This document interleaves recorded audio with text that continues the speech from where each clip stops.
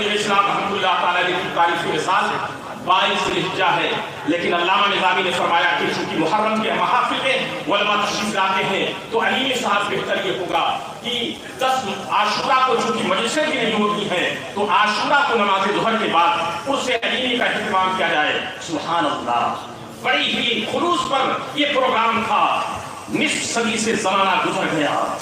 مصطفیٰ بازار کے رہنے والے مسلمانوں،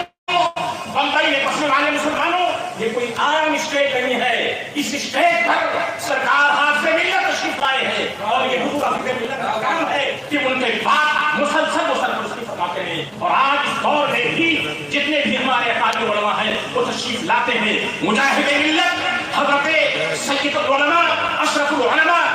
میں اپنے بزرگوں کا نام لوں، علی صاحب آپ کی روح کو سلام ہو کہ آپ نے شاید آج کے اعتبار سے ایک مختصر سا پروگرام تھا، لیکن آپ نے اہل سنت کو ایک تنظیم دے دی، اہل سنت کو ایک تحریک دے دی کہ اس اسٹیج پر مصطفیٰ بازار کی اسٹیج سے جو پیغام جائے پیغام شہدائے کربلا کا یہ اتنا مثبت ہو، اتنا مؤثر ہو کہ پورے ملک میں آواز سنی جائے۔ یہی وجہ ہے کہ اکابرین اہل سنت اپنی دعاؤں کے ساتھ ہم سب کی دستگیری فرماتے ہیں، رہنمائی فرماتے ہیں۔ اور یہ کیوں نہ ہو کہ ایک مرد نے، میں ان کی بات کیا کہوں، اگر زبان میری چلے تو گھنٹوں میں بولتا رہوں گا، اس لیے کہ بزرگوں کا جب نام آتا ہے تو نہ زبان رکتی ہے نہ خیال کا تسلسل ٹوٹتا ہے، کس کا ذکر کروں۔ لیکن مبلغ اسلام کو آپ دیکھو جن کے نام پر شہدائے کربلا کی برکتوں سے وہ اہل سنت وجماعت کا یہ برحق ہے کہ پوری صدی میں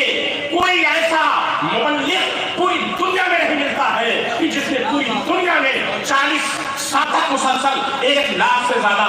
غیر مسلمانوں کو مشرف اسلام کیا ہو۔ ان میں اسلام لانے والے ہندو بھی ہیں، بدھسٹ بھی ہیں، عیسائی بھی ہیں، چائنیز بھی ہیں، جاپانی بھی ہیں، کناڈین بھی ہیں، یورپین بھی ہیں، امریکن بھی ہیں، پوری دنیا کے لوگ ہیں۔ ایک بات عرض کرنا چاہتا ہوں کہ آپ نے سادہ سمپل جملہ مجھ سے آپ نے سن لیا کہ 1 لاکھ سے زیادہ غیر مسلمانوں کو انہوں نے مشرف اسلام کیا، لیکن کبھی آپ نے اندازہ کیا کہ کسی ایک شخص کو نمازی بنانا کتنا بڑا کام ہے، اپنی تاثیر ڈالنا کتنا بڑا کام ہے۔ وہ شخص جو نان مسلم ہے،